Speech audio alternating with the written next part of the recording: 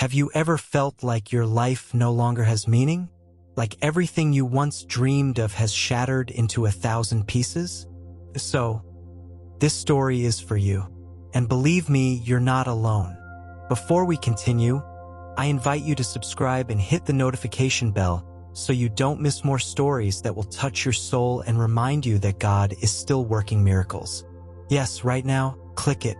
Thank you for being part of this faith-filled community. Once upon a time, there was a man named Lucas, around 50 years old. He had been a loving husband, father of 2, and the owner of a small Christian bookstore in the heart of his city. Life seemed to make sense, until the storm came. First, he lost his wife to a sudden illness. Then, his oldest son drifted away from God. And finally, the bookstore, his spiritual and financial refuge, closed due to lack of sales. Lucas was left alone, empty, without answers. One night, as he wandered aimlessly through the streets, he looked up to the sky with tears in his eyes and cried out, "Where are you, God? Why did you leave me alone?" Silence answered him, or so he thought, because at that very moment, he found a bench in the park, sat down with a broken heart, and then something happened that would change his life forever. Do you want to know what happened on that bench? Keep listening to discover the beginning of the restoration God had prepared for Lucas. Because yes, his story wasn't over yet, and neither is yours. Lucas stayed there motionless. The park bench was hard, cold, but strangely, it felt like a refuge. There was no noise, only the whisper of the wind through the trees, as if heaven itself wanted to speak to him. And then, a gentle voice broke the silence. "May I sit with you?" It was an elderly man with a white beard, bright eyes, and a smile that radiated a peace that was hard to describe. Lucas nodded without saying a word. The old man sat beside him, and for a few minutes, neither of them spoke. They simply shared the silence, until the old man looked at him and said, "God is not finished with you, son." Lucas frowned. How did this man know what he was thinking? "What did you say?"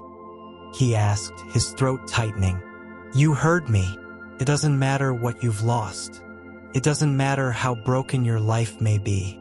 God is still writing your story." Lucas couldn't hold back the tears.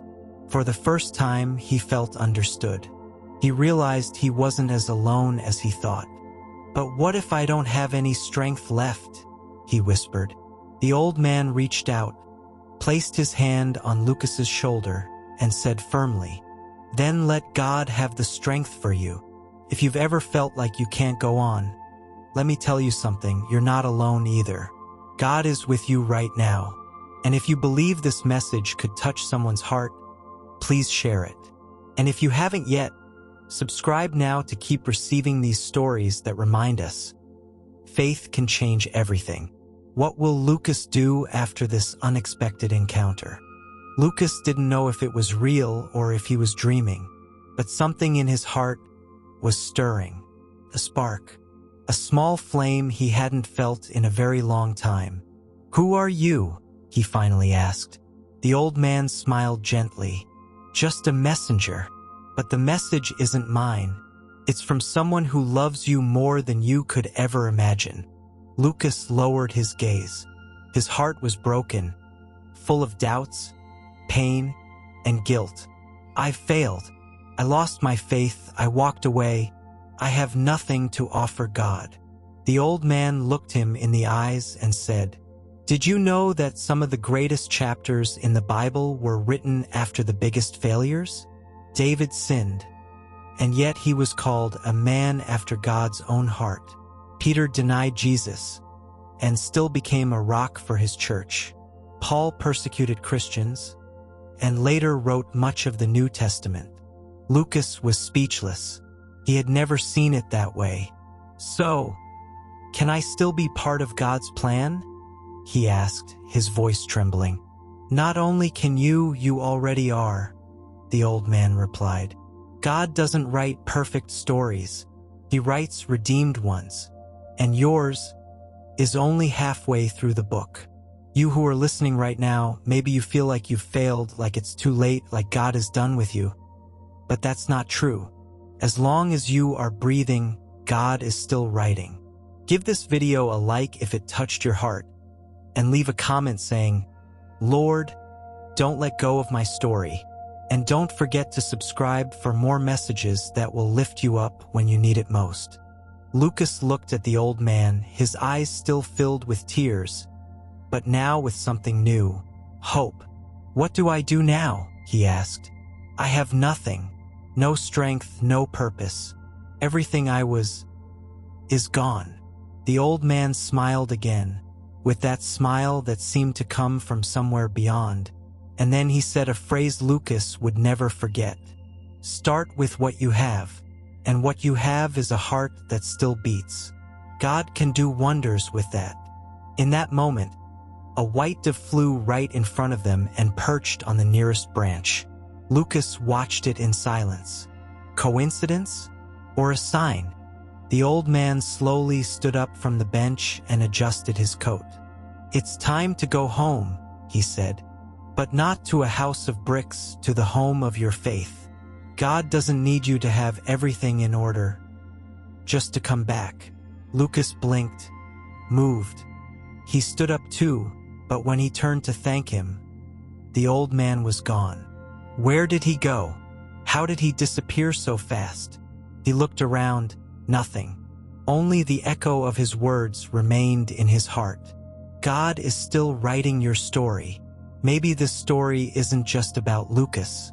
Maybe it's about you too. Speech balloon, if any part of this touched your soul. Subscribe right now and become part of this community where we believe God transforms real lives, like yours and mine. Leave us a comment saying, "God, I still want to be part of your story." The next morning, Lucas woke up with puffy eyes, but a lighter soul. For the first time in a long while, he had slept without fear, without anguish, as if the bench in the park had been the starting point for something new. He got dressed in simple clothes and walked through the streets with hesitant steps, until he reached the place he had avoided for months. His old bookstore. The sign was still hanging half-fallen. Dust covered the windows, but as he placed his hand on the door, something inside him whispered, "This is where you must begin again." He stepped inside. Everything was just as he had left it. Stacked boxes, Bibles on old shelves, a cross hanging on the wall. He closed his eyes, took a deep breath.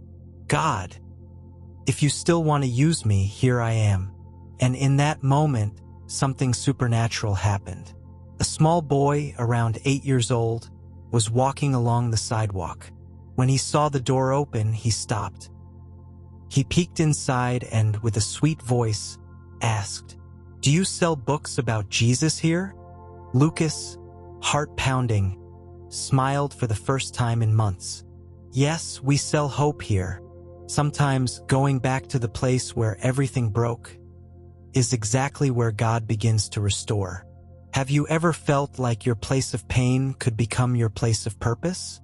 If this part spoke to your heart, give it a like and comment. God, restore my ruins. And don't forget to subscribe to receive every chapter of these stories that remind us that with God, there's always a second part. Lucas began to clean the bookstore with his own hands. He swept the dust, arranged forgotten books, and opened the windows, as if opening his soul to the sunlight once again. Day after day, people started to come. A young man looking for a Bible, a mother asking for prayer, an elderly man wanting to give a book to his grandson. The bookstore wasn't just a business, it was a refuge of faith. But then, one cloudy afternoon, while Lucas was setting up a new shelf, the bell above the door rang, and when he looked up, he felt the ground shift beneath his feet. It was his eldest son, the one who had left home in anger, without looking back. Cold eyes, hardened heart, a life dragged through dark paths. "Dad," he said, his voice breaking. Can we talk? Lucas swallowed hard. Every part of him wanted to hug him, but every bit of repressed pain wanted to scream. After all this time, now you come. There was silence, long, deep, and then his son knelt before him and said, I walked away from you and from God, but I've lost everything, Dad. I have nothing left. I just remembered this place and felt I had to come back. Lucas didn't say a word. He just walked toward him and embraced him. Son, you're part of this story too. And believe me, God is not finished with you yet. Have you ever been hurt? Has someone left your life and left behind a void? God also knows what it's like to wait for the prodigal son. And yet, He's always ready to embrace him when he returns. Write in the comments, Lord, teach me to forgive like you. And if you haven't already, subscribe. Because every story like this reminds us that God's love always restores. The embrace between father and son was long, silent, sacred. There, in the middle of a small, dusty bookstore, one of the most powerful chapters of Lucas's story was written. Forgiveness. In the days that followed, his son began to help him. First by cleaning, then by attending to visitors, and later by sharing his testimony. I was lost, broken, and empty. He would say with a trembling voice, but God waited for me, and so did my father. Lucas watched him with tears held back. God wasn't just giving him his family back. He was giving him back the purpose he thought he had lost. One afternoon, a young man walked into the bookstore looking for a book that explains why life hurts so much. And it was his son who welcomed him, offered him a seat, and, with an open Bible in hand, began to talk to him about Jesus. Lucas watched from behind the counter, his eyes filled with tears, and his heart with gratitude. Lord, he whispered in prayer, thank you for not closing the book of my life when I thought it was already over. Did you know that the darkest moments can give way to the brightest chapters? God is not finished with you, not with your family, and not with your dreams. If this part touched something deep within you, comment, Lord, thank you for still writing my story. And don't forget to subscribe so you can continue receiving these stories that will remind you, again and again, that with God, the best is yet to come. Months passed. The bookstore was no longer just a place. It had become a beacon, a refuge where people walked in broken and walked out embraced by grace. One day, Lucas stood in front of the shelf where he always placed the Bibles, and he found a sheet of paper he didn't remember writing. It was a small, folded note. It had his handwriting, yes, but from a time he could barely remember. The note said, Lord, if one day I return to you, may my life help others return as well. He stood frozen. Tears rolled down his face, and he understood something. God had answered that prayer, not in the timing he expected, nor in the way he imagined, but with a love so precise, so faithful, so perfect, it could only come from heaven.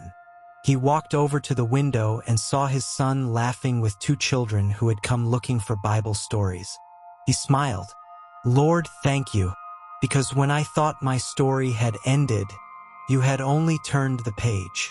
And you, watching this story, listen closely. Your story is not over. God is still writing it. It doesn't matter if you've fallen, if you've walked away, if you've lost everything or feel there's no way out. As long as you breathe, as long as there's a sigh of life in you, God still has something beautiful to tell through you. If this story spoke to you, if it made you cry, if it reminded you there is still hope, comment right now, Lord, don't close the book of my life. Keep writing. Share this with someone who needs it, and subscribe so you don't miss any of these soul-touching stories of faith. This is not the end. This is the beginning of something new. Because when God is the author, the story is always worth it.